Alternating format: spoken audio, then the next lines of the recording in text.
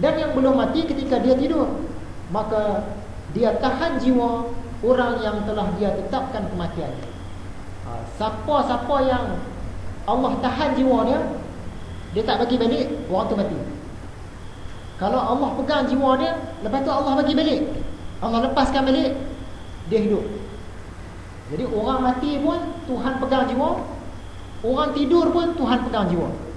Jadi masa kita mati ni rupanya yang diambil jiwa, nafsun, N-A-F-S. Dia bukan roh, bukan R-U-H. Roh ni dia sulit, persoalan dia sulit, memang kita tak boleh nak dapat. Yang diambil tu jiwa.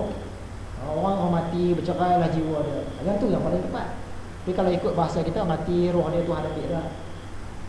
Bukan nak kata salah dah, tapi yang tepat, yang tepatnya jiwa. Dan dia lepaskan jiwa yang lain sehinggalah waktu yang ditentukan. Contohnya kalau kita tidur, bila kita lena je tu, Tuhan dah pegang dah jiwa kita. Kalau dia lepaskan balik, kita hidup, jaga. Kalau dia tahan, dia tak lepas dah, kita mati. Jadi bagi orang mati yang diambil jiwa, surah Az-Zumar ayat 42. Barulah kita faham. Rupanya roh ni sangat sulit berita dia, sangat sulit, tak tahu apa benda. Hari ni lama lagi. Agama menyebutkannya dengan hati, kerana hatilah tempat pertama bagi rahsia itu. Kita nak faham benda-benda yang sam'iyat, yang tak nampak, nak faham tentang syaitan, tentang iblis, tentang malaikat, tentang hari kebangkitan, tentang syurga neraka, semua tu dengan hati. Otak kita boleh faham tak? Otak tu dia organ, dia tak boleh faham. Yang faham tadi hati yang tak nampak tadi tu, yang tak boleh pegang. Kalau Tuhan nak buat lah, dia cabut otak pun, tapi orang tu dia boleh fikir lagi. Tuhan boleh buat. Sebab fikiran kita bukan terletak pada otak tu. Dari segi kajian zahir kita memanglah, kalau otak dia tu rosak, dia merek lah. Tapi sebenarnya kuasa berfikir ni bukan pada otak tu, dia pada roh tadi, pada jiwa, pada hati yang tak nampak tu. Dan dengan perantaraan hatilah, maka seluruh badan menjadi kenderaan dan alat kenderaan untuk tubuh halus itu. Kita cerita itu dah. Badan kita ni kenderaan, pemandu dia siapa dia? Hati tadi, hati yang tak nampak tu. Yang roh kita tu, yang tu hati dia.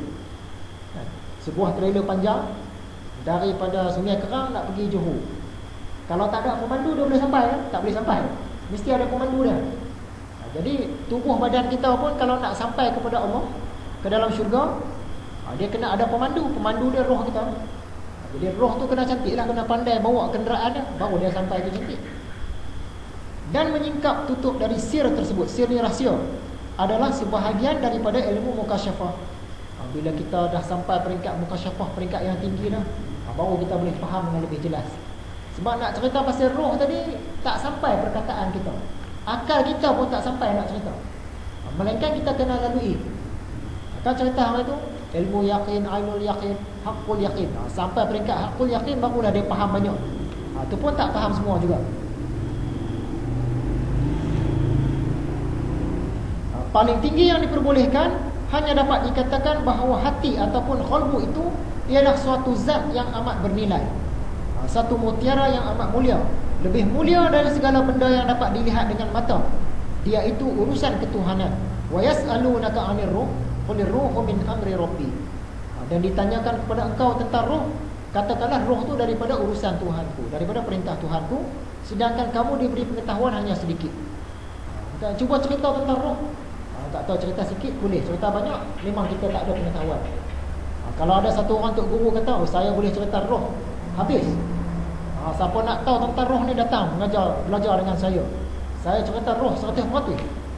Tu bohong lah tu. Sebab Tuhan dah bagi tahu lah, dia kata aku bagi tahu kamu sikit je. Macam mana dia nak cerita sampai habis? Nampak sangat bohong dia. Seluruh makhluk dihubungkan kepada Tuhan, tetapi hubungan roh kepadanya adalah lebih mulia daripada hubungan seluruh anggota badan yang lain. Kepunyaan Allah seluruh makhluk dan roh lebih tinggi daripada makhluk lain. Hari itu kita cerita, dalam badan kita ni ada darah yang mulia. Dalam badan saya, dalam badan tuan-tuan, dalam badan perempuan, semua ada darah yang mulia. Ada orang dia bawa darah Nabi Muhammad sebab dia keturunan Nabi Muhammad. Ada orang dia bawa darah Nabi Nuh sebab dia keturunan Nabi Nuh. Ada orang bawa darah Nabi Ibrahim Sebab dia keturunan Nabi Ibrahim. Paling-paling kurang pun kita semua ni mesti bawa darah seorang Nabi, iaitu Nabi Adam. Sebab dia datuk kita yang nombor 1. Kita jahat macam mana pun, dalam badan kita ada darah Nabi Adam. Jadi darah kita ni darah-darah yang mulia. Sebab itu kita kena jaga kemuliaan dia tu. Dalam badan kita semua ada darah yang mulia. Paling-paling kurang darah Nabi Adam.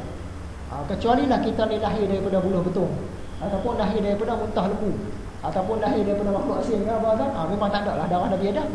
Tapi rata-rata kita semua ni manusia biasa, memang anak cucu Nabi Adam. Paling-paling kurang kita bawa darah Nabi Adam dalam badan kita. Kita pergi mana-mana pun kita bawa darah tu, kita tak tinggal. Jadi kita kena jaga kemuliaan darah kita ni. Sebab tu kita kena buat yang baik-baik masa di dunia. Nak jaga kemuliaan darah ni. Kita dah tahu dah, dalam badan aku darah Nabi Adam. Tiba-tiba kita pergi disko lah, menari, melompat, minum arak. Kita dah mencemarkan darah Nabi Adam tu tadi. Situ datang dosa dah. Dari segi darah memang mulia. Yang lebih mulia lagi dari segi roh tu tadi. Sebab apa? Roh ni datang daripada Tuhan.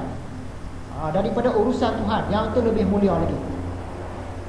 Roh yang ada pada kita pun mulia, darah yang ada pada kita pun mulia. Dua-dua tu kena jaga. Dan janganlah difahamkan dari yang tersebut itu seakan-akan dibayangkan dengan khadimnya zat itu. Orang yang mengatakan dengan khadim roh adalah tertipu dan bodoh. Sebab dalam Quran dia kata roh ni daripada Tuhan. Setengah tok guru ni dia ajaran sesat lah. Dia kata kalau roh tu daripada Tuhan, roh tu khadim, dia siap-siap dah ada. Jadi roh tu Tuhan juga. Kata Imam Ghazali, roh dia bukan khadim, roh ni makhluk. Setengah orang salah faham, dia kata roh ni daripada Tuhan, roh tu Tuhan dah. Kalau betul roh tu Tuhan, maksud dia kita kena sembah roh.